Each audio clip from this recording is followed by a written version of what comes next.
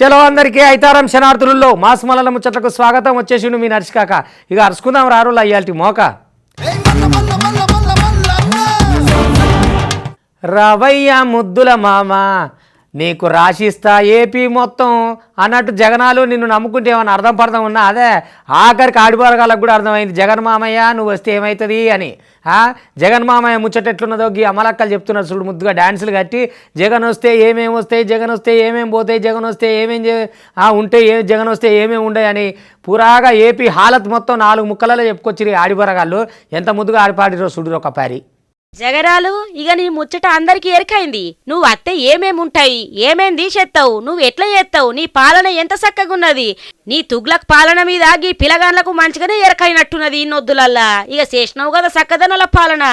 గందు గురించే నీ మీద పాట మంచిగా కైగట్టి ఓ తీరుగానే వాడుతున్నారు. ఇక ఇనుకో జగన్ మామ పాలనలో జాబులుండవు జాబులుండవు, తుగ్లక్ మామ అడుగు పెడితే చెట్లు ఉండవు చెట్లు ఉండదు, సైకో మామ అడుగు పెడితే తలలు ఉండవు తలలు ఉండవు, ఇల్లు కట్టుకుందామంటే ఇసుక ఉండదు ఇసుక ఉండదు, ఇంటి బయటికి వెళ్దామంటే రోడ్లు ఉండవు రోడ్లు ఉండవు. అది చూసిరు కదా ఎట్లున్నదో. జగ్గులు ఇన్నవా సక్కదనాల పాలన గురించి ఎంత ముద్దుగా వివరించిండ్రో. గట్లుంటది మరి. ఇచ్చిన హామీలు ఒకటన్నా నెరవేర్చకపోతివి అంటే అంటే అక్రమంగా కేసులు పెడితివి. ఒక్క ఛాన్స్ అని జనాలకు ఏ ఒక్కటి లేకుంటే వేస్తేవి. ఇక ఏపీ మొత్తం అతలాకుతల మాగమాగం చేసి నీ కడుపు నింపుకొని బక్క పేదల కడుపు మీద కొడుతీవి. గట్నే ఉంటాది సక్కదనం పాడైపోను. దగ్గర పడ్డాయి తాత రోజులు. ఎలక్షన్లు దగ్గరకు వస్తున్నాయి. ఇక జనాల చేతుల్నే ఉన్నది అంతా. ముందుంది తాత ముసళ్ళ పండుగ అని ఏపీ జనాలే వణుకొస్తున్నారు నీ మీద ఈ ముచ్చటంతా. జగన్ మామ పాలనలో జాబులుండవు జాబులుండవు, తుగ్లక్ మామ అడుగు పెడితే చెట్లు ఉండవు చెట్లు ఉండదు, సైకో మామ అడుగు పెడితే తలలు ఉండవు తలలు ఉండవు. అమ్మ చలి చల్లకుండా ఏం చలిలా ఈ చలి ఐతారం గోలిగా. చలి అంటే చలి పెడుతున్నది పాడైపోను. ఏమన్నా తొగలు కనపడతట్టున్నాయా? పొద్దుగాలు లేచినోడు చెద్దరు కప్పుకొని బయటికి వెళ్ళకపోతే బయటికి వెళ్తట్టున్నది. 9-10 దాకా ఇళ్ళకి వెళ్ళి కూడా ఇతర కాలు పెడతట్లేదు. ఎక్కడ చలి ఏం కథ. మొత్తం ఉడుకునీళ్ళ మీదే ఆధారపడ్డారు. తానం చేయాలంటే మటుకు వెన్నులో వణుకు పుడుతుంది. ఇక ఇంకో దిక్కు సూర్యుడు అయితే సెలవని వెళ్ళిపోయినట్టే ఉన్నది. పొదటిలి చూద్దామన్నా కనబడతలేడు సూర్యుడు. ఇక చూడు ఎట్లున్నదో చలి. పొగ మంచు పంచు. అబ్బబ్బబ్బో ఏం మంచి మంచు.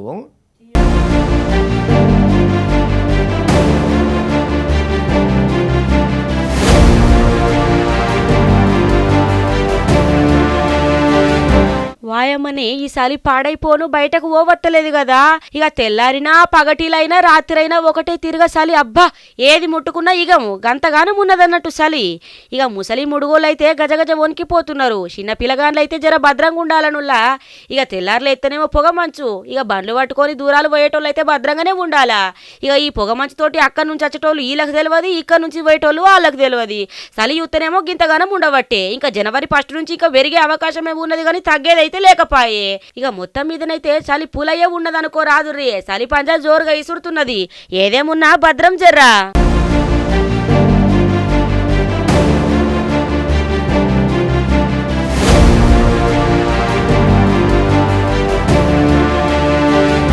చలికాలం అయిపోయేదాకా బయటకు వెళ్ళకుండ్రి. చిన్న పొలగాలని భద్రంగా చూసుకోండ్రి. ఎందుకంటే కాళ్ళు బయట పెట్టచ్చేటట్టుందా చెప్పుండ్రి. గజగజ వణుకుడే ఉన్నది. ఇక ఎంతగానం సూటర్లు వేసుకున్నా చెద్దర్లు కప్పుకున్నా కూడా చలి ఏడాగుతున్నది చెప్పుండ్రి. ఇక పొద్దుగాల లేచి 9 అయినా కూడా సూర్యుడేమో వత్తలేడు. ఇక పగటీలైంది అట్లా జరంతసేపు ఎండ కోదమంటే పొద్దు ఊకనే ఊకుతున్నది. మళ్ళీ చలి రానే వస్తున్నది, రాత్రి కానే బట్టే. ఇక చలికి ఏడ పనులు చేసుకోవస్తున్నది, ఏడ ఎటు పోవస్తున్నది చెప్పుండ్రి. ఇక ఎంత దొడ్డు బట్టలు వేసుకున్నా, ఎంత దొడ్డు సెటర్లు వేసుకున్నా, ఎంత దొడ్డు చెద్దర్లు కప్పుకున్నా కూడా ఇక ఐస్ గడ్డ కట్టేటట్టే ఉన్నది చలిపోండ్రి మొత్తం మీద.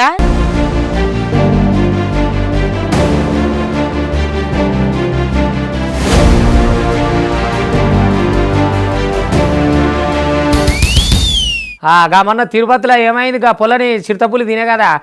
అదే ఏరియాలో మళ్ళీ చిరుతపులి ఎలుగుబంటి మళ్ళీ తిరుగుతున్నాయట.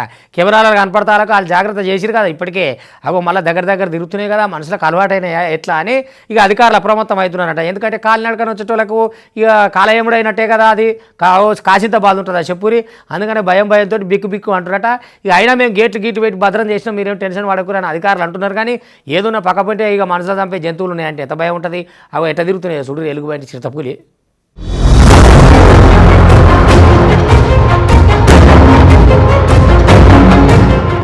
ఆగో ఈ అడవి జీవాలతోటి బాగానే కట్టమున్నది కదా నుల్లా.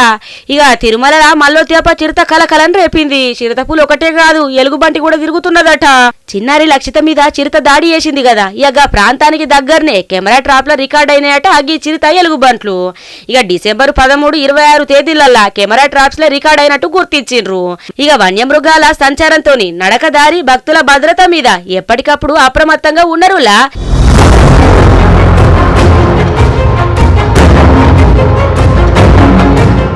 అదే చూసిర్రు కదా, ఇక మళ్ళా భయమే ఉన్నది కదా నువ్వు కథ పాడైపోను.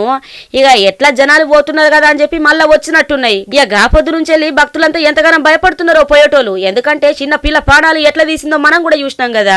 ఏదేమైనా జర భద్రంగా ఉండుర్రి, చిన్న పిల్లగాళ్ళని మంచిగా చూసుకోండి.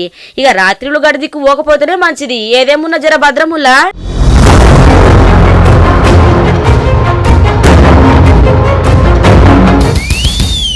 అమ్మమ్మమ్మమ్మ ఈ అమలక్కలకు మొక్కాలే మొత్తం మీద. అయితే ఈ చలికాలం పోలే పొద్దుగా నాట్లకు పోయి మళ్ళీ నాట్లలో ఈ చలి పోవాలంటే ఏం చేయాలి?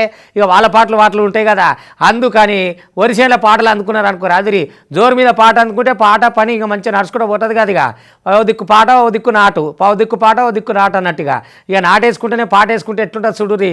తెలంగాణలో అమలక్కలు పొద్దుగానే వరి పొలంలో దిగి వయ్యారంగా పాడుతున్నారు పాటలు. ఒక్క పారి నిరులా ఎట్లున్నదో కథ ఈమెలో ముద్దుగానే పాడుతున్నది కదా.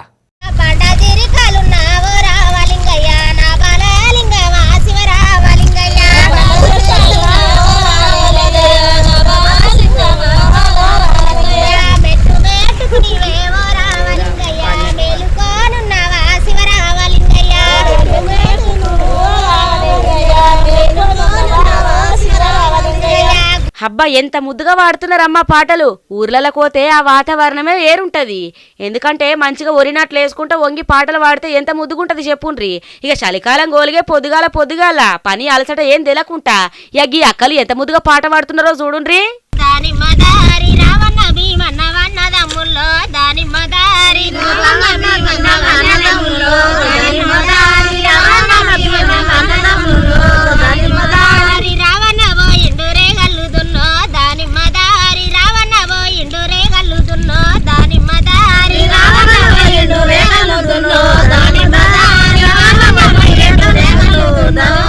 అది సుషినారులో ఎంత మంచిగున్నదో. ఇక ఇలా రాగాలు వినుకుంటా ఉంటే మస్తు అనిపిస్తున్నది కదా. ఇక పని చేసేది కూడా తెలియదన్నట్టు.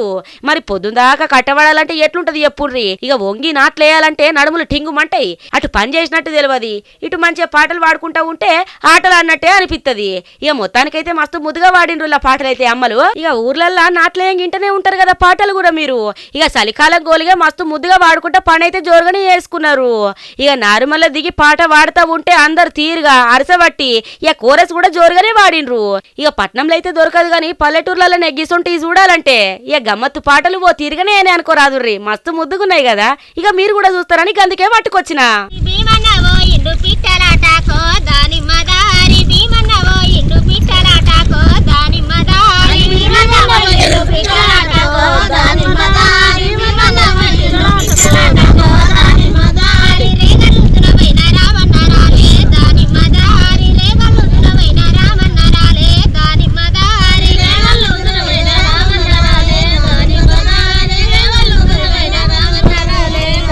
అయ్యా నువ్వు ఏమిటికి చేస్తున్నావో ఎట్లా చేస్తున్నావో, పేరుకేమో పోలీసోనివి.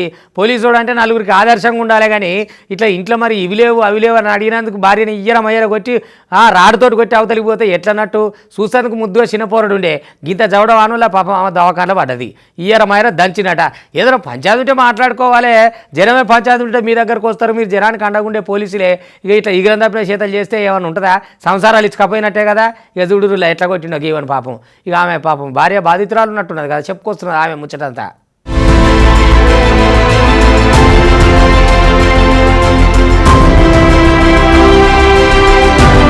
హాగో ఈయన రావుల ముచ్చట 10 మందికి సాల్ చెప్పే పోలీసు గిట్లా చేసిందంటే ఏమనాలా చెప్పుండ్రి. సమాజం ఎటు పోతున్నదో ఏందో అర్థమైతలేదు. ఇంట్లో గిది లేదు గది లేదు, పొలగానకు పాల డబ్బా అయిపోయింది అని చెప్పిన మాట్లాడినందుకే ఇక ఇష్టం వచ్చినట్టు కొట్టిండట ఈ పోలీసు ఆయన భార్యని. రాడు బట్టి కొడితే మనిషా లేకపోతే పశువా గిట్నే ఉంటాదుల్లా. కావాలంటే చూడుండ్రి. ఇక ఆయన భార్యనేమో మాట్లాడుతున్నది కదా బాధితురాలు, చూద్దాం పాండ్రి. నిన్న రాడ్తోటి నన్ను కొట్టి బయటికి వెళ్ళడం జరిగింది. కొన్ని గొడవలు జరిగినాయి. 2-3 రోజుల నుంచి గొడవలు జరుగుతున్నాయి. రేషన్ సామాన్ అతను సరిగ్గా తీసుకొని రావట్లేదు. బాబుకి పాల డబ్బా అడిగినా కూడా తీసుకొని రాలేదు. ఇంకా కొంచెం డబ్బుల కోసం నన్ను హింసిస్తున్నాడు. దానివల్ల 2 లక్షలు కావాలి. బాబు హెయిర్ కటింగ్ ఉన్నది సార్, అది పుట్టెంటుకల కోసం 2 లక్షలు తీసుకొని రమ్మని అడిగిండు సార్. దాని గురించి వారం రోజుల నుంచి డిస్కషన్ జరుగుతుంది. నిన్న వాళ్ళ సార్ని కలవడానికి వెళ్ళిన సార్. వాళ్ళ సార్ని కలవడానికి వెళ్ళిన తర్వాత వెళ్ళి బట్టలు తీసుకొని ఇంటికి వెళ్ళే టైంలో ఆయన రూమ్లోకి లాగి రాడు తీసుకొచ్చి ఇష్టం వచ్చినట్టు కొట్టిండు సార్. అది సూచినారులా ఎట్లున్నదో కథ. గింత అన్నలం ఉంటుందా చెప్పుండ్రి. మరి గింత అధ్వానము, గింత దిగజారిన పనులు ఒక పోలీస్ అయ్యుండి 10 మందికి ఎట్లా చెప్పాలా సాలు. ఇక గీనడే సాలు తప్పి వేసినాక గీసోటి కథలు పడ్డాక ఏమనాలా? గంతగానం కొడతారా ఉల్లా? వీళ్ళ సకదనం పాడైపోను. అందుకే సమాజం ఎటుపోతున్నదో, సమాజంలో మనుషులు ఏమైతున్నారో కూడా అర్థమైతలేదు. ఇక ఈ ముచ్చట Asifabad police station AR head క్వార్టర్లో కానిస్టేబుల్గా పనిచేస్తున్న మాధవరావు అనే కానిస్టేబుల్ ఆయన భార్య మౌనిక మీద గిట్ల విచక్షణ రహితంగా దాడి చేసిండులా. ఇక ఈ ముచ్చట మీద పబ్లిక్ అయితే మస్తుగా గరం అవుతున్నారు.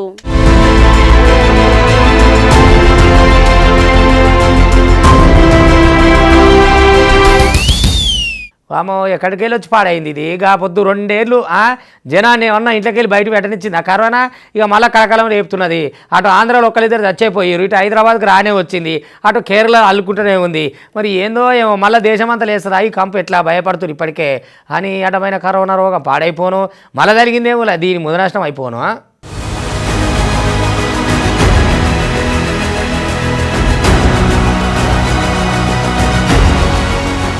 మళ్ళీ కరోనా పెరుగుతున్నది, మాస్కులు పెట్టుండ్రి.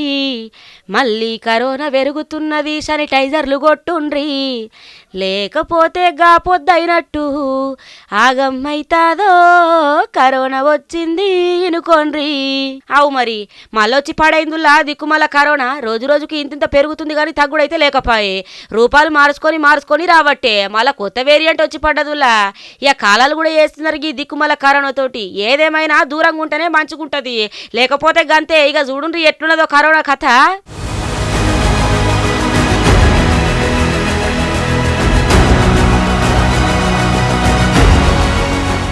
అదే చూసిరు కదా, ఏడపోయినా మళ్ళీ కొన్నాళ్ళు దూరాలు పాటించాలా, గుండెలు భారాలు మోసుకుంటా, లేకపోతే గంతే అవుతుంది కథ. ఇక కాకపోతే వచ్చి మొత్తం అతలకుతలం చేసే బళ్ళు బందాయే, దుకాణాలు బందాయే. ఏడోళ్ళు ఈడికచ్చు లేదు, ఆడోళ్ళు ఆడికచ్చు లేదు, ఈడోళ్ళు ఆడికచ్చు లేదు, అక్కడోళ్ళు ఇక్కడికచ్చు లేదు. గిట్నే ఉండే కదా కథ. ఇక మళ్ళీ గసోటి రోజులు రావాలంటే దీన్నే మనం మొత్తం అంతం చేయాలా. అట్లా అంతం చేయాలంటే మళ్ళీ దూరాలు పాటించాలా, ముక్కులకు మాస్కులు పెట్టాలా, చేతులకు శానిటైజర్లు కొట్టాలా. ఇక లేకపోతే ఇంత ఇంత ఇంత అని దిక్కుమల్ల సైనుడు పంపిన వ్యాధి ఇక ఇంత వ్యాపించుకునే పోతుంది. ఈ మహమ్మారి మళ్ళొత్తున్నది, భద్రం జర్రా.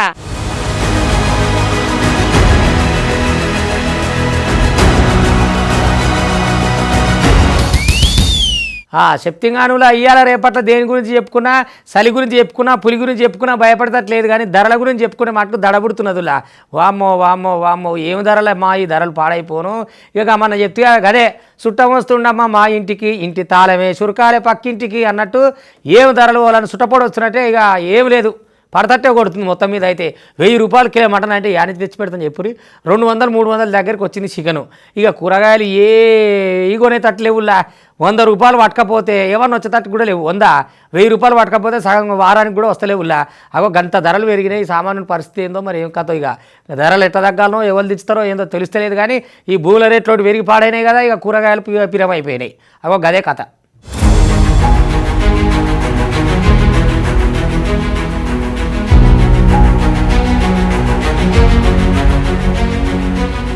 వస్తుండమ్మ మా ఇంటికి, ఇల్లు తాళమే సురకాలే మందింటికి. చుట్టాలు మంచోళ్ళు గాక కాదు, మా ఇంట్లో మర్యాద లేక కాదు. పెంచిన ధరలేమో మంచి మర్యాదలు ముంచి కూసున్నాయి ఇంకేడ చుట్టము. గట్లనే ఉన్నాయి కదా ధరలు కూడా. ఒక్కటన్నా కొనచ్చేటట్టున్నదా, అది నచ్చేటట్టున్నదా చెప్పుండ్రి. ముట్టబోతే బగ్గుమంటున్నాయి. ఇక పిరమనే చెప్పాలనుకోరాదు ఏది కొన్నా కూడా. ఇక మధ్యతరగతులకైతే బాగానే కట్టమున్నదులా వీటితోటి. ఇక బియ్యం కొందామన్న కట్టమే, దుకాణంలోకి పోయి ఏది తీసుకుందామన్న కట్టమే, కూరగాయల కాడుకోయిన పోయినా కట్టమే. ఇక అంత దినబుద్ధ ఈ కౌస్ కాడికి పోయినా కూడా కట్టమే ఉన్నది. మటన్ ధర చూడబోతే 1000 రూపాయలు వలుకుతుంది, చికెన్ ధర చూడబోతే 300 దాకా వాళ్ళు కాబట్టి ఇక కూరగాయలు అయితే 50 అవోటి ఇవోటిగా చెప్పుకుంటా పోతే ఎంత ఉన్నది చెప్పుండ్రి. ఇక మధ్యతరగతి వాళ్ళకు మొత్తం అందరిని ద్రాక్షనే అయింది అనుకో రాదురి ధరలతోటి. ఏవి కొందామన్నా ఏవి తిందామన్నా కట్టమే ఉన్నదులా. ఏం కొనేటట్టు లేదు ఏం తినేటట్టు లేదు నాగులో నాగన్న ధరలు ఇట్లా పెరగబట్టే నాగులో నాగన్న గిట్నే ఉన్నది మరి ధరల ముచ్చట నిత్యావసర సరుకులది.